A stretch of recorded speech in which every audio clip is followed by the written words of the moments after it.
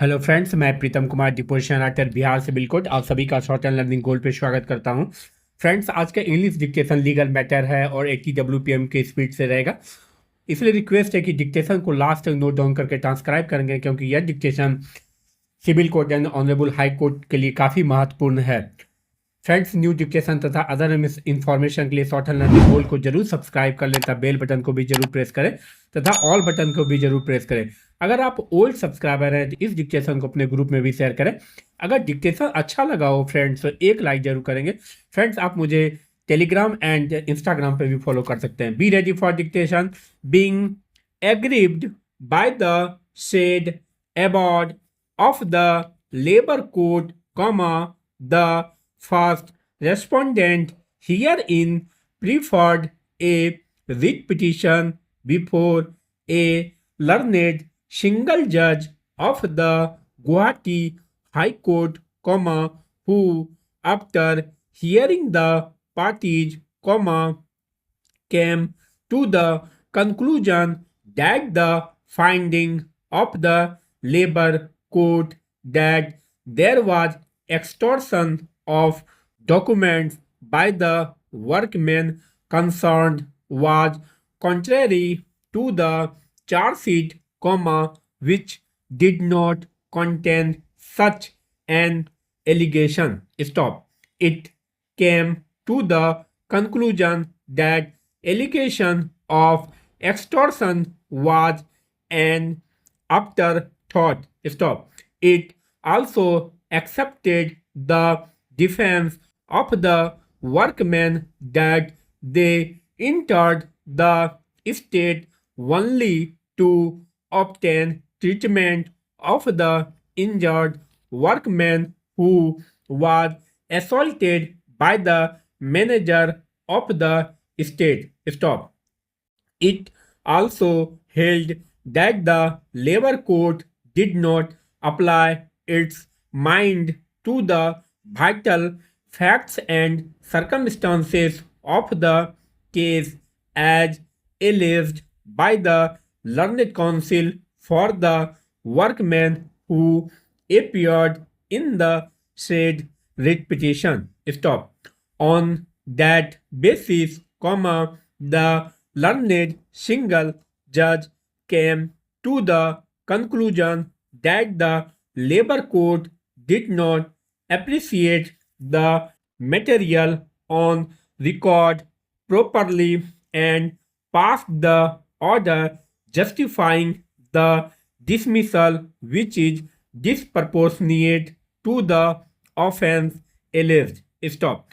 It also held that the workmen who were tried before the criminal court were honorably acquitted by the criminal court, and the departmental inquiry held by the management was faulty. On the said basis, it set aside the above and directed the management to reinstate the surviving workmen who have not attained the age of superannuation with compensation of rupees 15,000 to each of them in lieu of back wages, and to pay compensation of rupees 30,000 to each of the workers who have superannuated during the pendency of the proceedings, and to fix lump sum compensation in consultation with the petitioner, which shall be paid to the actual heir of the workmen who expired without getting any benefit. Stop.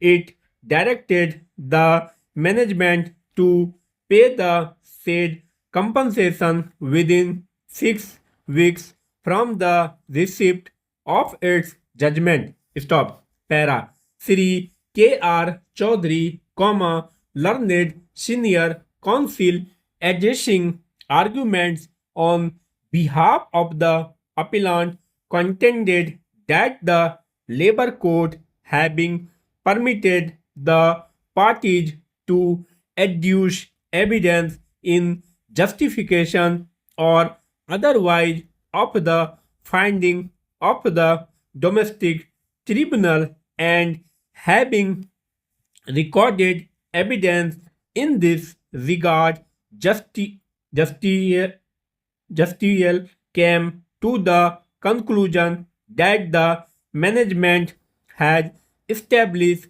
its case of misconduct against the workmen. Stop. He also contended that the finding in regard to the extortion of the documents was not actually a new charge but was in fact a part of the charge, which referred to the wrongful confinement of the manager, and there being sufficient material before the labor court, both in regard to the long and wrongful confinement of the manager and other officials of the state, as also in regard to the forceful extortion of a